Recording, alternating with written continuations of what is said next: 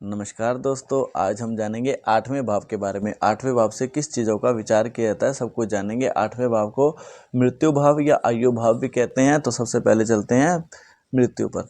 मृत्यु यानी व्यक्ति की आठवें भाव से देखा जाता है व्यक्ति की मृत्यु कैसे होगी, किसी रोग से होगी, दुर्घटना से होगी या अन्य किसी कारणों से होगी, वो आठवें भाव से ही विचार किया जाता है। दूसरा है आयु, व्यक्ति अपने जीवन में अल्प आयु वाला होगा या दीर्घ आयु वाला होगा, वो इसी से ही विचार किया जाता है। अगर आठवां भाव अच्छा है तो वो दीर्घायु वाला होगा, अगर आठवां भाव अच्छा नहीं है तो वो अल्प आयु वाला होगा।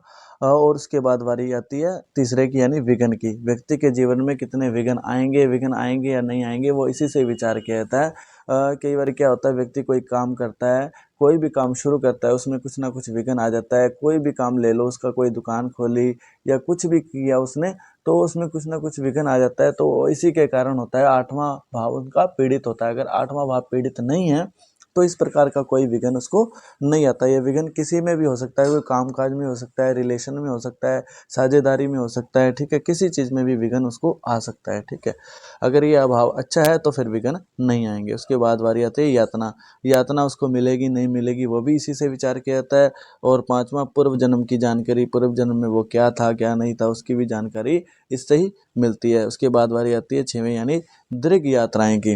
दीर्घ यात्राएं यानी अपने जीवन में लंबी लंबी यात्राएं करेगा, ठीक है। वो यात्राएं सुगम होगी या सुगम नहीं होगी, वो सारा आठवें भाव से विचार की जाती है। और सातवां है गुदा और अन्नकोश। इससे गुदा के रोग और अन्नकोश के रोग यानी गुप्त रोग का विचार इसी से ही किया जाता है, ठीक है।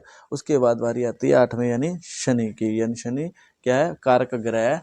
कौन से, आठवें भाव का कारक ग्रह क्या है, शनि है, ठीक है। अगर आठवें भाव में शनि बैठा है तो वो बलशाली होगा, शुभ फल देगा, लाभकारी होगा, ठीक है। तो अब समझ में आ गया होगा आपको, अगर आठवां भाव अच्छा है, शुभ है, तो इसमें लाभ मिलेगा। अगर आठवां भाव शुभ नहीं है तो इसमें नुकसान भी हो सकता है। तो आज के लिए बस इतना ही, तब तक के लिए जय श्री राम।